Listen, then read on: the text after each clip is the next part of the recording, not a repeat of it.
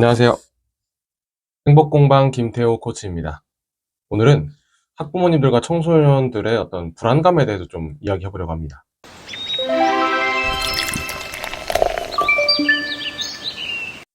제가 얼마 전에 새로 시작된 청소년 코칭 고객님이 있습니다.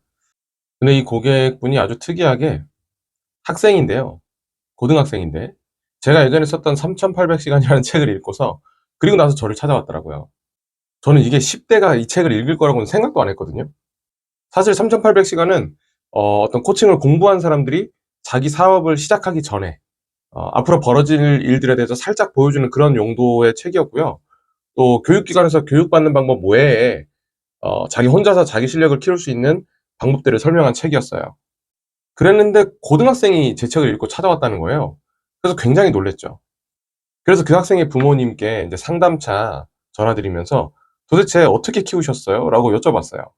도대체 어떻게 키웠길래 이 자녀가 이렇게 주도적이고 자기가 하고자 하는 것에 열정을 가지고 있는지 한번 여쭤본 거죠. 그랬더니 이런 대답을 해주셨어요. 선택과 결정을 존중하고 대신 스스로 책임지게 한다. 그리고 또 비슷한 게 오늘 제가 저희 코칭을 이미 받고 있는 기존 고객, 청소년 고객에게 또 물어봤습니다. 저희하고 코칭을 진행하면서 어떤 부분이 가장 기억에 남느냐라고 물어봤더니 그 청소년 고객이 이렇게 얘기하더라고요. 너무 급하지 않아도 된다라는 메시지가 아주 기억에 남는데요. 그 장면이 잘 기억에 나고 또 그 말 덕분에 지금도 자기가 불안하지 않고 흔들리지 않고 중심을 잡고 갈 수 있었다고 합니다. 그래서 잠시 생각을 해봤어요. 이렇게 불안하지 않고 자녀들을 믿어주고 기다려주고 하는 것이 그렇게 어려운 게 아닌데 왜 다른 사람들은 이걸 제공하지 못할까라고 잠시 고민을 해봤어요. 그래서 제가 내린 결론은 이렇습니다. 지금 우리 부모님들과 학생들은 불안할 수밖에 없는 환경 속에 계세요. 그래서 오늘 그거를 좀 얘기해 볼 거예요. 우리 학부모님들 언제 불안이 높아지시죠? 뭐 여러 가지 답변이 있을 수 있는데요. 하지만 그 학부모님들을 불안하게 만든 요인들을 하나하나 조금 더 깊게 타고 들어가다 보면 어디에 맞닿냐면요. 바로 사교육 기관들의 마케팅용 언어에 맞닿아 있습니다. 이거 정말이에요. 이거 아마 거의 예외가 없을 거예요. 한번 생각해 보세요. 길거리에 있는 전단지들, 현수막들, 사교육 기관에서 걸어놓은 것들 보면 뭐뭐가 뭐뭐를 결정한다. 뭐 몇 살 때 뭐뭐를 해야 된다. 대부분 이런 메시지를 전달하고 있어요. 몇 살 때 이거 하지 않으면 나중에 커서 큰일 난다. 결국 이런 메시지들이죠.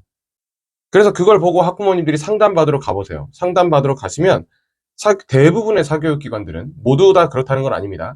대부분의 사교육기관들은 학부모님들의 불안한 마음을 잘 건드립니다. 그 상담하시는 분들이요. 그렇게 해서 그걸 증폭시켜요. 그 다음에 우리 학원에서 가지고 있던 어떤 서비스가 그 불안감을 아주 잘 해결해주는 솔루션이다라고 이야기할 거예요. 그렇게 해서 상품을 파는 거예요. 결국 그런 말들의 대부분은 자기 상품을 팔기 위한 말입니다. 그러면 그날 그 자리에서 그 상품을 사건 안 사건 간에 그런 상담을 받고 나오신 학부모님들에게 남아있는 건 바로 불안감이에요. 이것처럼 학부모님들의 불안을 높여주는 것들의 대부분의 경우는 사교육기관의 마케팅 언어가 원인입니다. 심지어 마케팅을 공부하다 보면 그런 말이 있다고 해요. 저도 제가 직접 본 건 아니고 다른 분한테 전해 들은 건데요. 고객에게 상품을 팔지 말고 불안을 팔아라. 또는 뭐 두려움을 팔아라. 이런 얘기가 있대요. 그러면 더 잘 팔린다고요. 그러니까 여기서 우리 학부모님들이 자각하셔야 되는 건요. 우리 학부모님들은 지금 이미 피해자예요. 지금 현재가 그런 불안의 피해자인 상태인 겁니다. 그걸 인정하셔야 돼요. 이미 정상 범위를 벗어나셨어요. 이게 정상이고 이게 평범한 거고 남들 다 그러니까 나도 이렇게 해야 되고 그게 아니에요. 다른 사람들도 그 불안 때문에 이미 정상 범위를 벗어난 겁니다. 그래서 지금 현재 우리 학부모님들이 불안감과 그 불안 속에 들어가 있는 여러 가지 생각들이 정상 범위를 벗어났다는 걸 인정하셔야 돼요. 그걸 인정하지 않으면 문제 해결의 시작부터가 안 됩니다. 사람이요, 불안해지면 정상적인 선택을 할 수 없게 됩니다.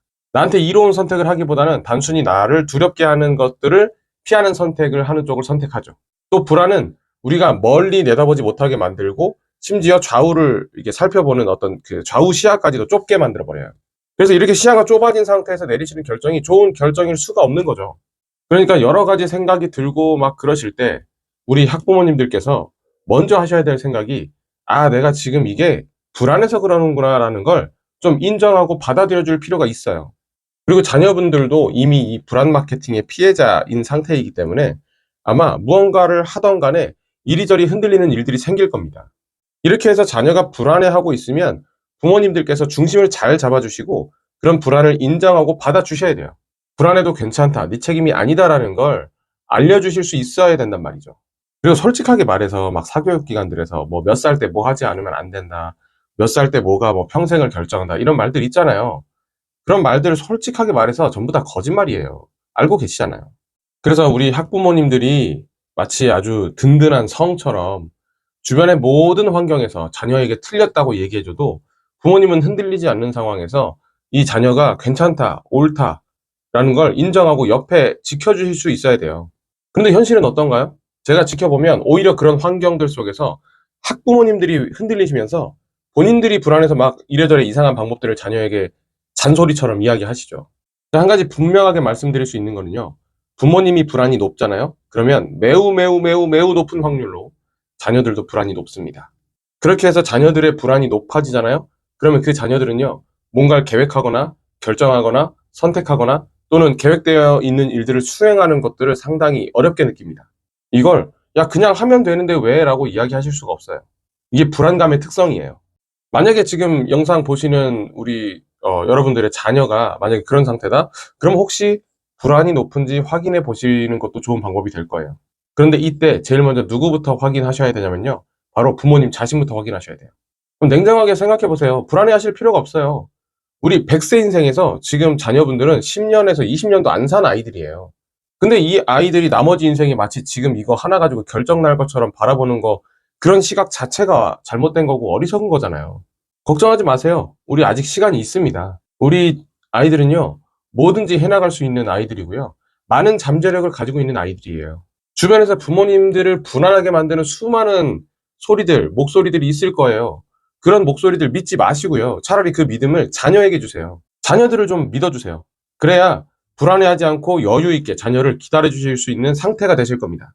그리고 부모님들께서 그런 환경이 되어 주셔야만 아이들 역시도 불안하지 않은 상태로 자기가 해야 될 것들을 계속 해나갈 수 있어요. 만약에 자녀 교육에 대해서 좀 문의해보고 싶으시거나 자녀들 코칭 또는 부모님들께서 받으실 코칭에 대해서 궁금하신 분들은 제가 하단에 카카오톡 플러스 친구 링크를 넣어 놓을 테니까요. 오셔서 문의하기 누르시고 편하게 문의해 주세요.